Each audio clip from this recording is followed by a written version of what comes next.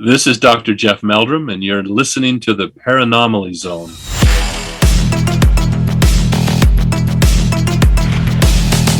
Look, I know the supernatural is something that isn't supposed to happen, but it does happen.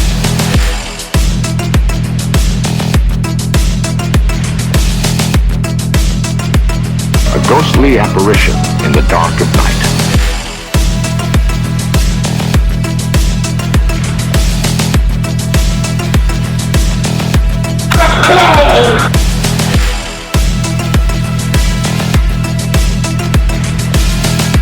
Human sacrifice, dogs and cats living together, mass hysteria.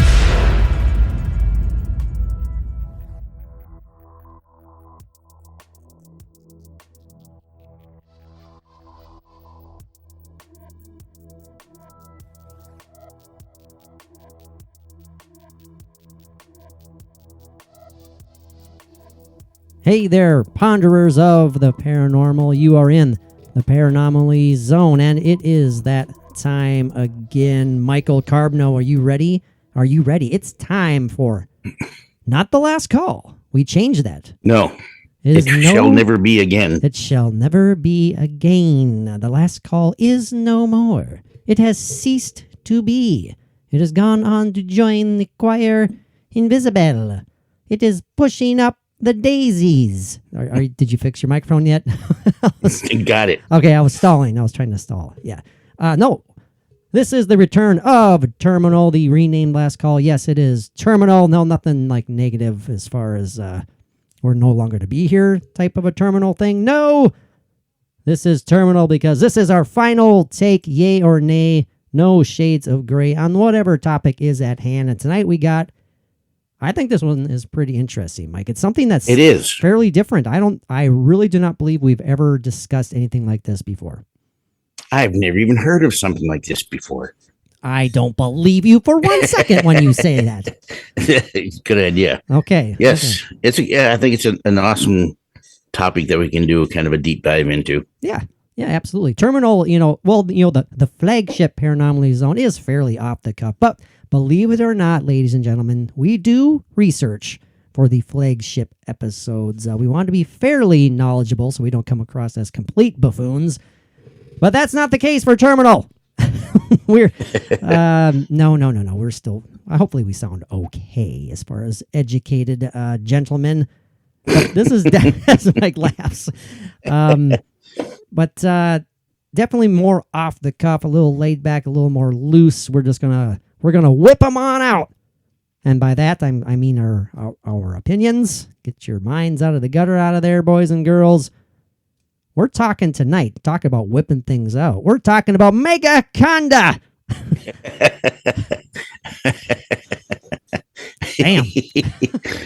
That's how Patrick first started seeing Bridget. He would text her messages in the middle of the night. Would you like to see my Megaconda? No. Yeah, but then I'd send her a quick picture of an actual, yes, purported gigantic snake.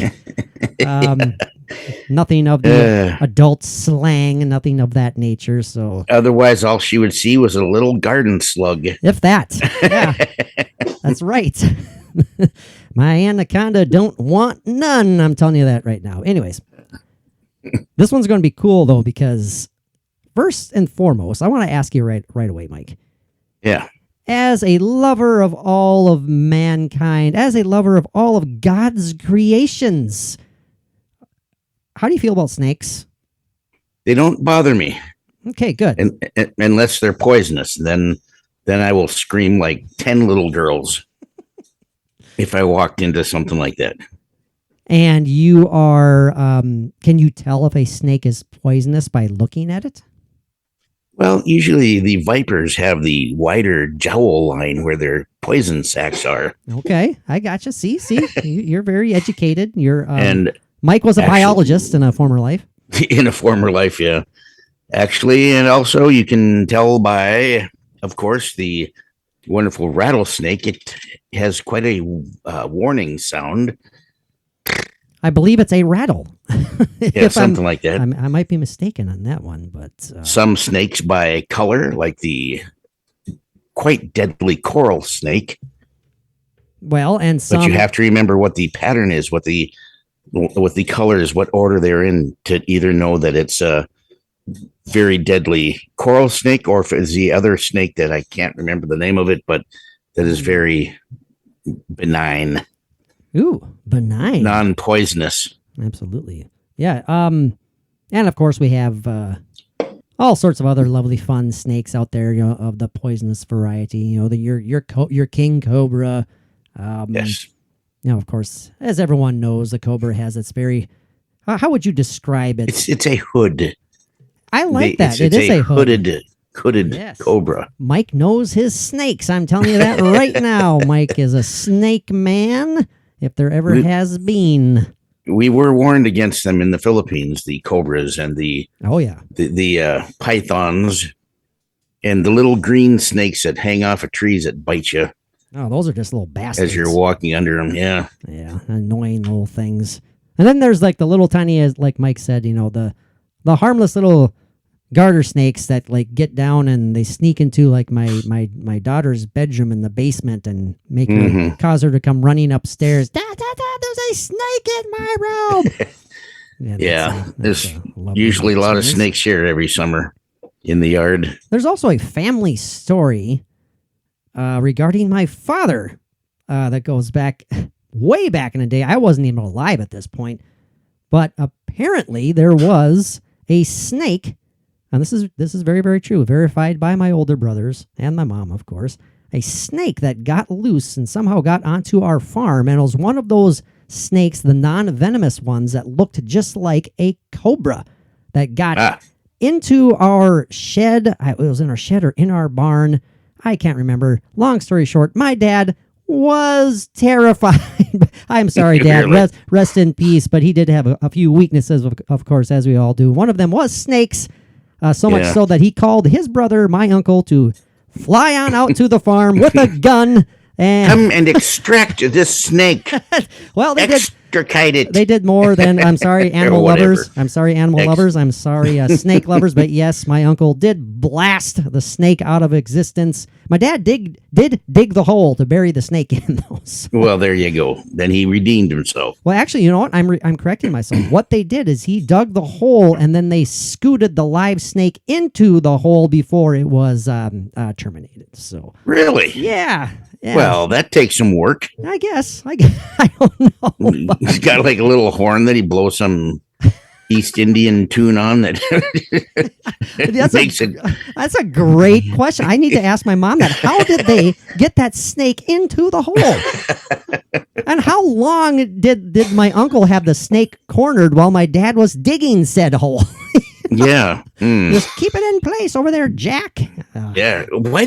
If you have the time to scoot it into a hole, like maybe you're using the shovel that you dug, why don't you just take the shovel and chop its freaking head off?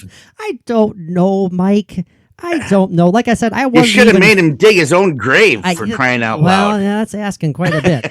That's asking quite a bit. Like I said, I wasn't even alive. This is all, stories that I've heard. I mean, very true stories, but I wasn't there. Oh, sure. But it's quite hilarious when just hearing stuff like that. So. We can't always figure out what the process is behind some of these stories. So it's kind of a mystery where great story though. It's kind of a mystery where that snake came from, but it was there. It got in there, and well, it doesn't sound like it's a native Minnesotan snake breed. No, I know. I forgive me, listeners, for not remembering exactly how it got there, because I know they do have an idea as to how that got there, and I just can't pull it right now. I really can't. But yeah, I wish they would have at least like documented it with photos. I can just see my mom like taking pictures of my on those old Polaroids, taking pictures of my dad squealing, digging a hole. Yeah.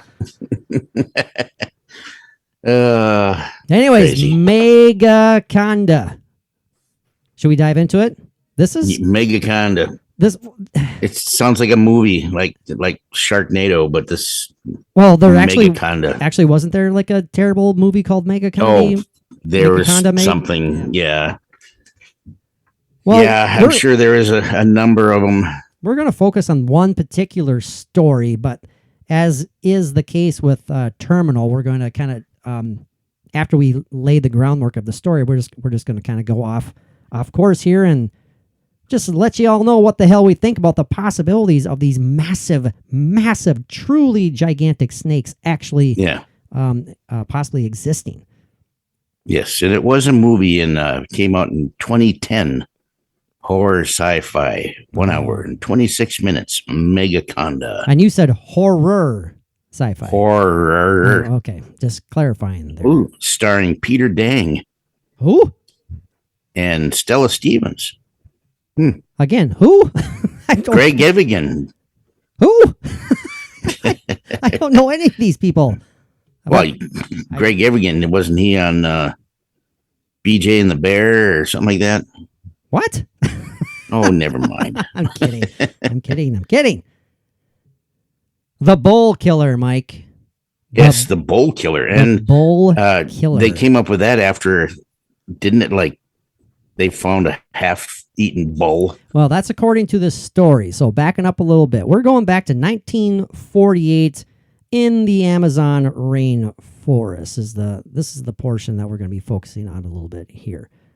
1948, where a group of native Brazilians claimed to have captured a, get this, 131-foot-long snake deep in the Amazon rainforest. Now, we all know, as I don't want to, as ignorant as we all may be about, scientific snake facts, we all know the anacondas are damn big. Yes, they're the largest, I believe. There are several species of anaconda. The one in particular that we're going to focus on is the green anaconda. That's the one that is the largest member.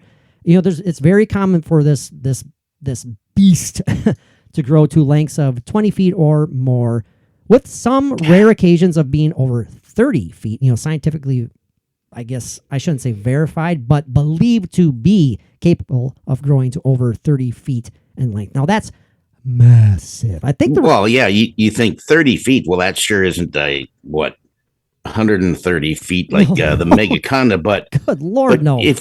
If you were sitting in a jungle up against a tree, scared to death because you're lost, and then all of a sudden you see the head of what looks to be probably the head of a bull without horns. No. Coming out from underneath the brush. No. And it's slowly snaking its way past you, paying no attention to you.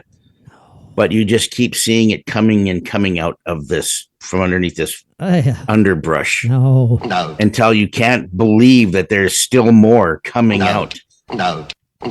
Unbelievable. That's terrifying. Thank you for setting that visual in my brain. I'll probably have it now later tonight. So I thank you for that. And you find a stick and just kind of poke it as it's kind of going. That's right. Are you real? Doink, doink, doink. Yeah. It gets, and the head gets so far up and you start poking it closer to the tail. It's like, I'm not turning back and going that far back just for some dumbass. I don't think so. Poking me with a stick. Oh, man. Anyway. Now, anacondas, I believe the longest documented snake is the reticulated python. I believe so. But in general, as far as mass, the combination of length and size, the anaconda is the largest. Girth. The girth, the weight. I mean, this thing is just massive. Supposedly could reach weights of 500 pounds. That's one Andre the Giant stretched out to 30 feet long. Yeah. And what's crazy is that, some of these things that have been seen that are documented that huge and they're rare, just take the next rarity step along the way and think of what is in there in that deep jungle that we have not seen. Oh, right. And that's what we're going to be talking about here. That's going to be a big portion of what we're going to be talking about. And what may lend credibility to the possibility that this actually exists. I mean, it's a terrifying thought, but it's definitely, we'll get into it shortly here. Now, I did find a really cool article here. I tried to share it with Mike, but he couldn't find it. So bear with me here.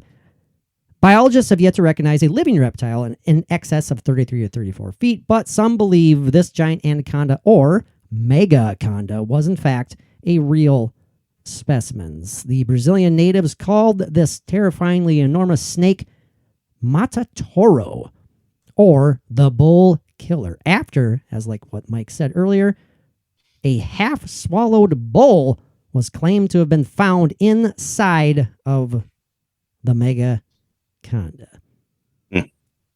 Now, as I mentioned earlier, the well-documented existence of the green anaconda, the world's largest snake, all-around largest snake, and the fact that much of the 2.2 million square miles of Amazon rainforest remains unexplored. Yeah, Now that's that crazy. that absolutely lends credence to the possibility that this thing exists, or any number of unknown monsters. Things you couldn't even imagine. Well, dinosaurs that are still supposed to be living in the Amazon that some tribes have report to be seen. Some animals that are known to be among the tasty morsels of an anaconda's diet include wild pigs, Tapirs. deer, yes, tapirs, you are correct, birds, turtles, jaguars, even large cats, and possibly, supposedly now, even bulls, and how about this, Mike? Entire villages of human beings. How does that sound? just corralled into his mouth. They just can't outrun it. You know, they're trying to get around its 130-foot length, but it just keeps, like you said, keeping them in the circle there. You aren't going anywhere, bub. Now, some of these sightings go as far back to the discovery of South America itself. And some of these purported sightings include specimens of 150 feet long. These reports began to circulate among colonists, and the topic has been a subject of debate ever since among both cryptozoologists and zoologists. Which, by the way, I saw a headline earlier today. I didn't click on it because the headline kind of irritated me. I don't know why.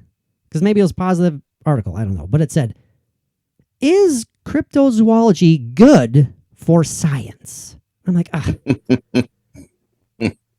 Well, how do you think that made me feel, Mike? How'd that make you feel? It's like, of course it's good for science. I mean, my God. Absolutely. Not all scientists would agree with that. No, absolutely not. Now, as mentioned earlier, anacondas can grow to sizes of 6 meters or more and up to 330 pounds in weight, although some python species can grow longer. The anaconda, particularly the green anaconda, is the second heaviest and largest in terms of diameter of all snakes. The lengthiest reputably measured and confirmed anacondas measured 25 feet long, and even lengths of 50 to 60 feet have been reported for these species. Really? But such extremes obviously lack verification and lack a large prey to support a super large snake. Well, again, how about those damn villages? I mean, they could hibernate for over a year after killing, a village of 30 people. Who the hell knows? Yeah. That's the thing, is they don't have to eat that often, so their food supply is always being added to. We're being kind of flippant a little bit and stuff, but that's a really good point, though. These large snakes can absolutely survive off of one large meal for quite some time. So that's not exactly entirely even up to a year or so, even, I think. I don't know. I was cutting you off there when I. No, that's fine. That's fine. I deserve to be cut off every now and then. I really do. The two only real reliable claims that can be found describe measured anacondas ranging from 26 to 32 feet. So again, although unverified, they are reliable claims, considered reliable even in the scientific realm, that these creatures do reach lengths of at least 30 feet at maximum. Now, again, the first recorded sightings of these supposed 100 feet and more giant anacondas began around the time of the discovery of South America, when early European explorers first entered these dense jungles. Sightings began with claims of giant snakes measuring up to 18 meters, which is almost 60 feet, while natives also reported seeing anacondas upward of 10.5 meters to 18 meters. Again, 60 damn feet long. I'm going to get through these facts here as quick as I can, boys and girls, then we're just going to go off the cuff here. Now, anacondas over 23 feet in length are rare, but they do exist. The Wildlife Conservation Society has, since the early 20th century, offered a large cash reward for live delivery of any snake of 30 feet or more in length, but that prize has never been claimed. Interesting. A specimen measured in 1944 exceeded this size when a petroleum expedition in Colombia claimed to have measured a snake, an anaconda, which was 37 feet in length. But again, it has never been proven. Scientist Vincent Roth also claimed to have shot and killed a 34-foot specimen. But again, it lacks scientific sound evidence. Oh, we left it there. Yeah, we just left it there. Trust me, it was 35 feet long. We ate it, and we just left it there. Another extraordinary claim came from adventurer Perry Fawcett during his 1906 expedition, where Fawcett wrote that he had shot an anaconda that measured 62 feet from nose to tail. And again. Unverified. Once published, Fawcett's account was widely ridiculed. Decades later, Belgian cryptozoologist Bernard Heuvelmanskamy Trust me, that's how it's spelled. To Fawcett's defense, arguing that Fawcett's writing was generally honest and reliable. So, enough of those facts, Mike. Let's get to this particular one where this damn thing supposedly is 131 feet long. And the larger, yes.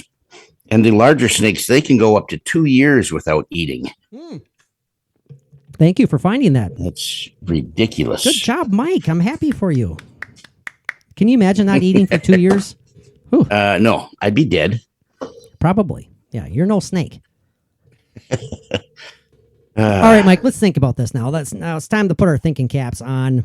We got the jibber jabber out of the way. Well, not the jibber jabber. We got kind of the necessary parts of the story out there. Do you think it is possible, first and foremost, do you think it is even physically possible for a creature to grow to that size and sustain itself? And we kind of briefly touched on it, but think about that. Yes. 130 to 150 feet long. And even if it did somehow sustain itself, how the hell has it remained hidden? But please, Mike, let's talk a bit about this. Let's talk ourselves through this. The thing about an anaconda, even the larger ones like that, there's got to be so much thick underbrush that they can remain pretty hidden. You know, you could walk right up on one, you don't know it until, you know, you're halfway down its gullet. you just start noticing that it's getting very damp and your voice is echoing now for some reason. Boy, things are really moist and humid. A little moist and humid, yes. Okay. Kind of odorous a little bit as well. I don't really like this. Yeah, could you imagine? Yeah. No, I don't want to imagine. Mm-mm. You know, and anacondas are very, well, no pun intended, very slithery and fluid when it comes to movement when in the water. I mean, those things are great swimmers. Great swimmers, and I can see it kind of hiding out.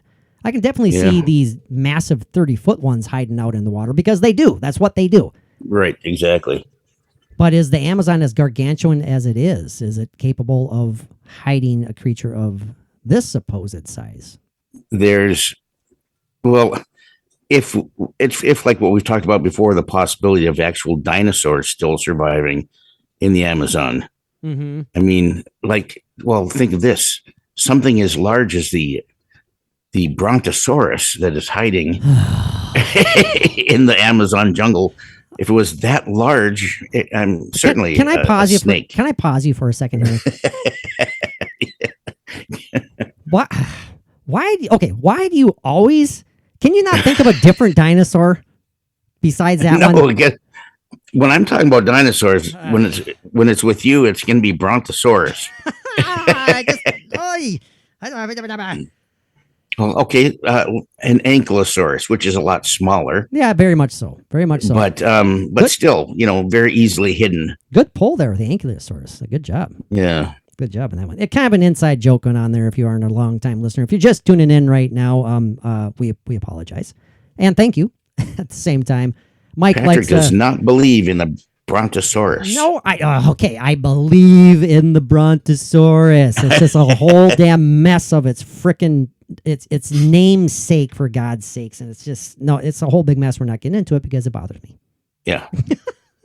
While you were rubbing me the wrong way talking about Brontosaurus and all that good stuff, I looked up a couple of facts about the Amazon River just so we can get an idea about its size. The minimum depth in the Amazon River is 66 feet, whereas the maximum depth is 330 feet. Really? So that's, definitely deep enough to sustain a creature of that size, I would say. Would you not? Absolutely. Now I'm going to look Absolutely. up the width here. The Amazon River width. During the dry, well, it depends on the dry season. During the dry season, the width of the Amazon averages between 2 to 6 miles. In the wet season, the width can reach up to 30 miles. So let's imagine 30 miles wide. 30 miles in width. And wow, I never would have thought that. And 330 feet in depth.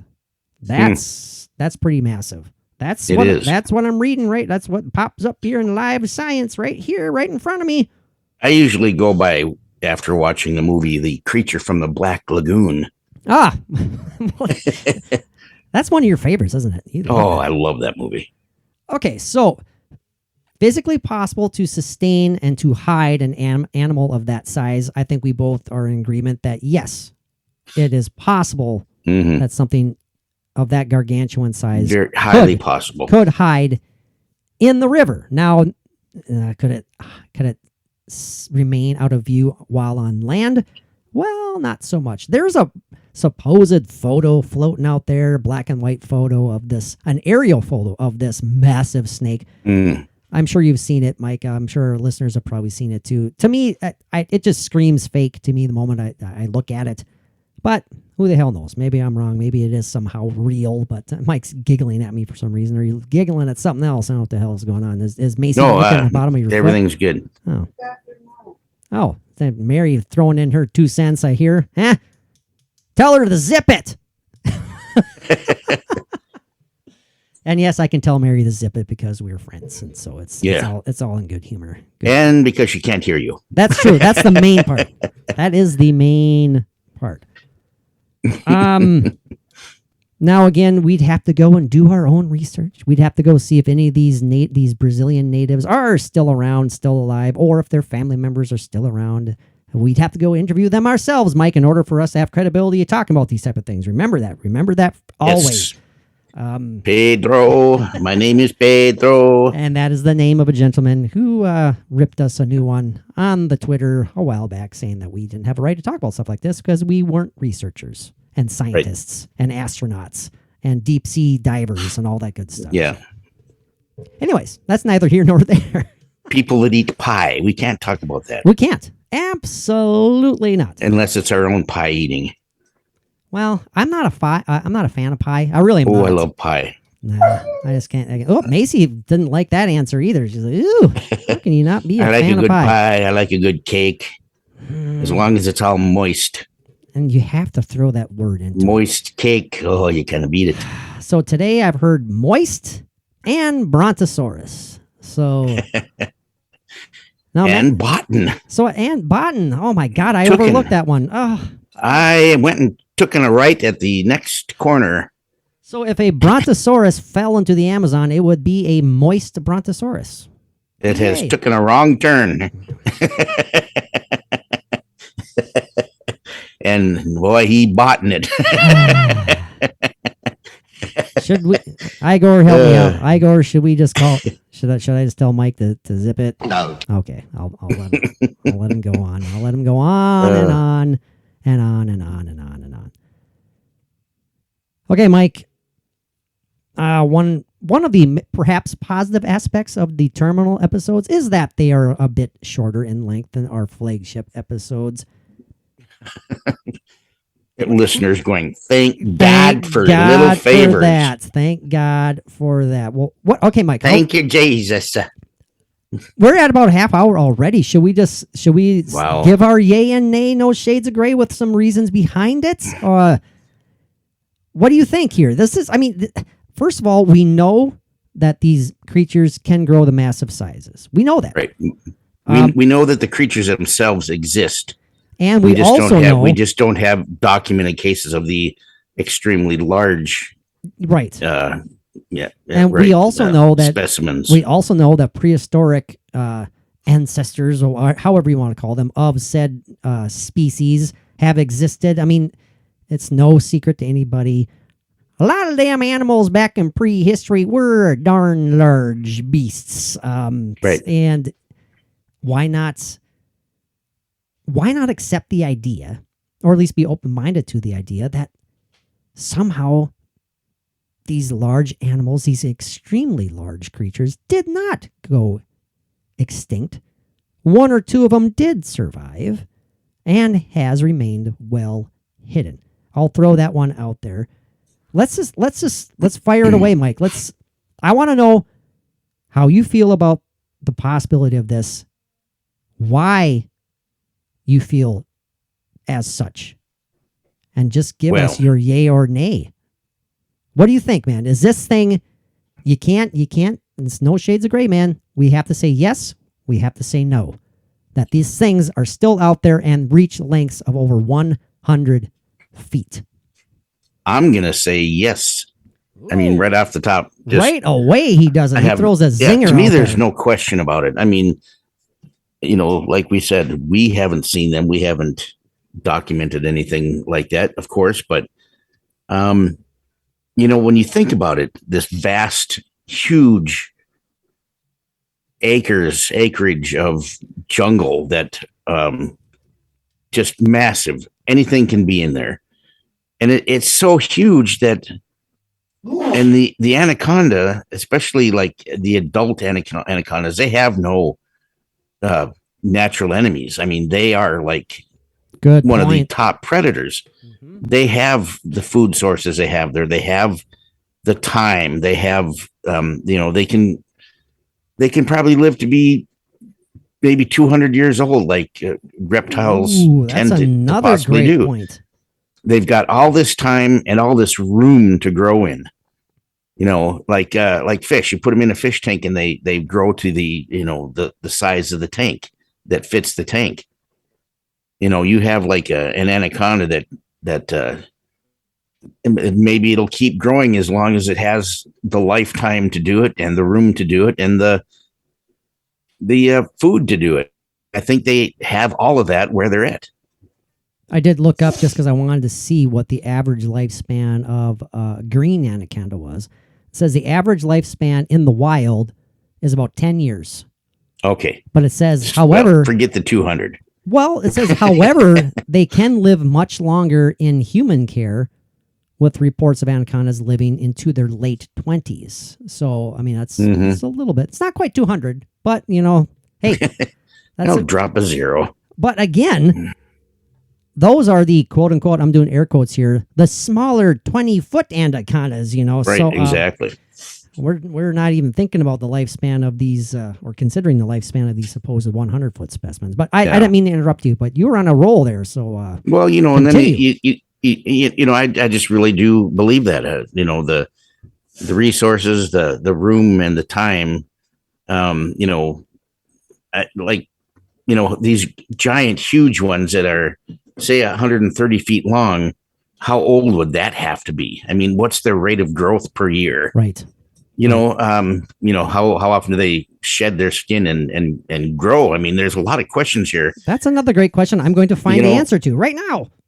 But to me, even with those questions unanswered, I still say yes, unequivocally. Yes. So yay for Michael when it comes to yay or nay, no shades of gray. Mike, Oh, I forgot to pull up the damn yay and nay sound bites. God dang it. I'm sorry, everybody. I know you're missing out so much on that one.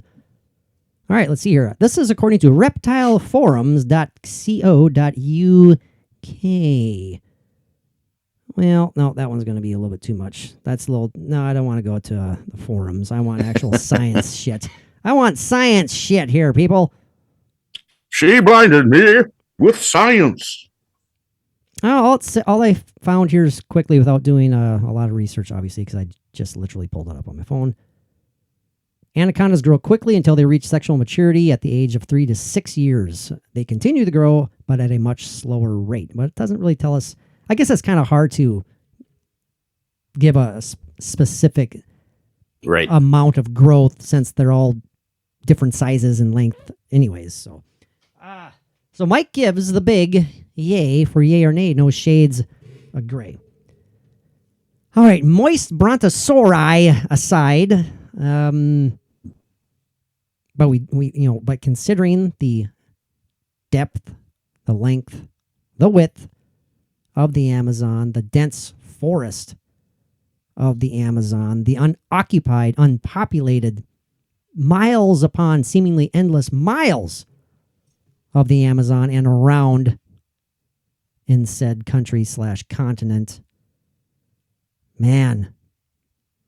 You know, some of our listeners have good-naturedly teased me when it comes to Terminal / the formerly known as The Last Call. Because it's like pretty much they're like, you always say nay. It's like we don't, it's no matter what we're talking about, Mike's yay and your nay. Well, I guess that's 90% of the time. That is the case. I feel like I'm going to shock some people tonight, Mike. I feel like I'm going to surprise some at the very least. The possibility that creatures, these snakes, specimens, these giant anacondas can grow to just mythical proportions. As slight as they may seem to the scientific community, with the lack of all, including the lack of unverifiable evidence, simply based upon eyewitness accounts, people's stories. It's all right, folks. She's getting there. I wish I had my drum roll up right now. Mike and listeners, I'm going to give it the big yay. I am saying yes, these damn things are out there. I am saying yes, there are plenty of species, not just giants of the snake realm. I'm saying there are plenty of undiscovered creatures out there still in this vast unknown world. Species, unknown, everything. There's so much out there. Just try to wrap your mind around the vast depths and size of the oceans, for God's sake. Again, it's becoming almost a cliche how often this phrase is uttered, but we know more about the surface of the moon than we do about our very own oceans. Right. So much of it has yet to be explored. So much of our land has been explored, even in the United States here, Mike. I mean, to me, that adds a lot of possibility to the existence of creatures such as Bigfoot, because absolutely, as overpopulated as the earth may be, there are still unpopulated areas that are complete dense forests / woods, whatever you want to call them. If it's a wise creature out there, if it's even a remotely intelligent creature, doesn't want to be seen, it's not going to be seen. Yeah. I think that snakes, as creepy as I find them, I think that they have an odd sense of intelligence to them. They have some sort of. I hope I'm being clear. I'm not being flippant. I'm really not. They have like we talk about like sixth senses and stuff. It's like this. I think snakes have this.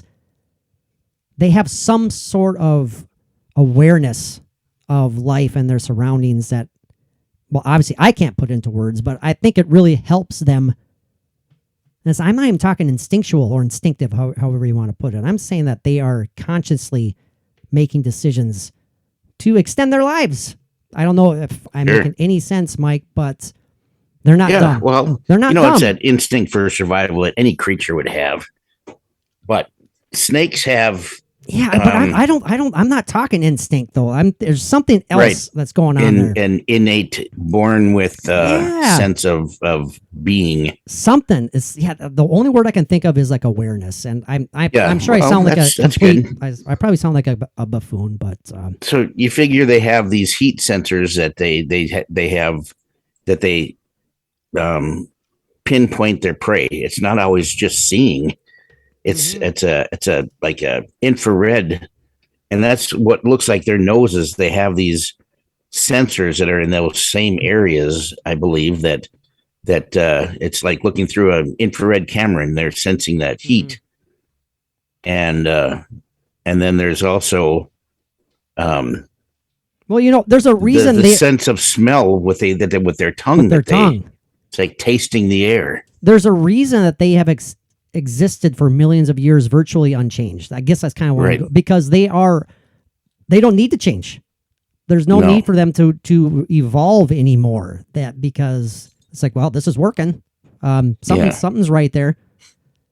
Well, it's the form that Satan chose in the Garden of Eden. Well, we're not going down that right now. So now Mike thinks if it's good enough for the Satan, it's good enough for the snake. You sounded just like my 5th grade Catholic school teacher right there. So I appreciate that. I shouldn't say Catholic. Do not partake of the snake. Shun him. I want to clarify. Light him.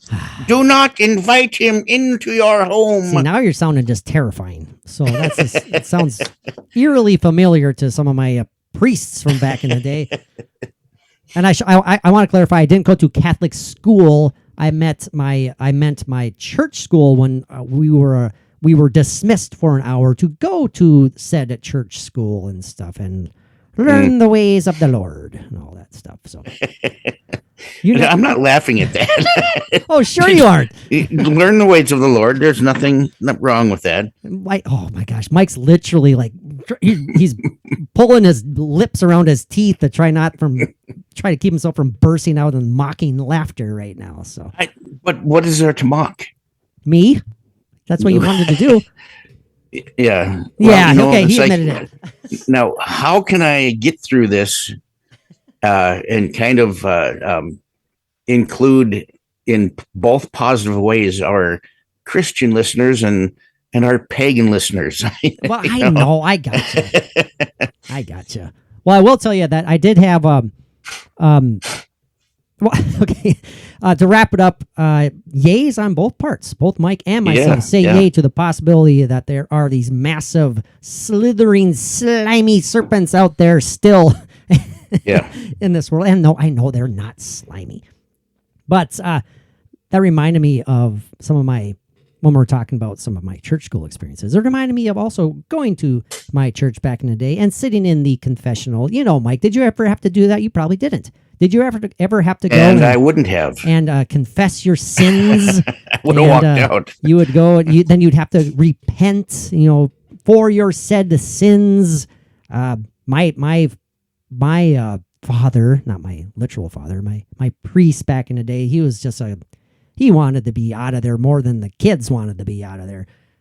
So you go there and you sit behind that little partition, We knew it was him. It wasn't anything as severe as like you go into this just almost like a fortress of solitude where the priest is hidden behind this wall and it's all dark in there. Then he slides open a tiny little window and he's like, "Yes, my son," and you're like, "Ah," and you're creeped out. No, we were sitting in the same room with a little partition in there.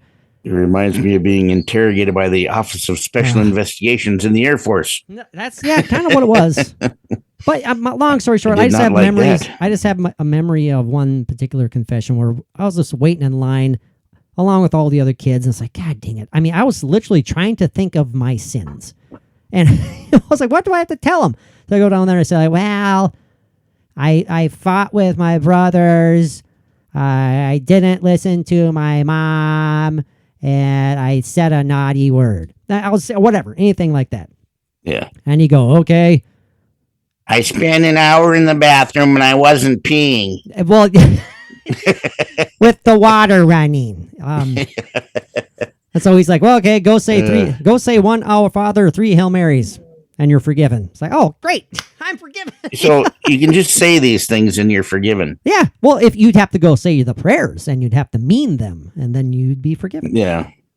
So like if you're saying a Hail Mary, it's not just saying 3 Hail Marys, you're going Hail Mary, Hail Mary, Hail Mary. No, There's no. a whole lot of stuff you'd going have on to the whole Hail Mary. Give me a little more credit there. You have to recite the entire prayer. Okay, it wasn't. No, I would just say Hail Mary, Hail Mary, Hail Mary. Okay, of course you would have. Yeah. I guess I'm a wizard of shortcuts. Depending on the severity of the sin, you'd have to say perhaps 500 Hail Marys, before you're allowed to go back to class or whatever. Yeah. Anyways, I digress. Thank you for letting me do that. We need to wrap it up, Mike. Well, this has been interesting. Yeah. This has been an interesting one. This is one that I had no plans of ever talking about stuff like this, but it kind of popped in my brain tonight, and I hope that you had a good time talking about it with me tonight. Oh, absolutely. I love the whole punch of Catholicism at the end. Well, nothing quite like talking about giant snakes and Catholicism, So, anyways, bad jokes that no one gets, and they're sick. Adam, come over here and see the snake. Yeah, you know what I'm saying. That's right. Beware of snakes bearing fruit. That was the whole point of me going down that thing, because I was going to play a stupid soundbar bite as a lame joke. What I was going to say originally was, this was what was heard the moment I walked into the confessional and I spoke my first sin. Yeah. So, that's enough of that. That's enough of that. And he's booted me out of there, and not enough Hail Marys could have saved my ass after that. All right, thank you, everybody, for tuning in. This has been fun. This has been the return of Terminal. We hope you had a good time. We certainly did. Mike, until next time, what do our paranormal pals need to do? Peace out.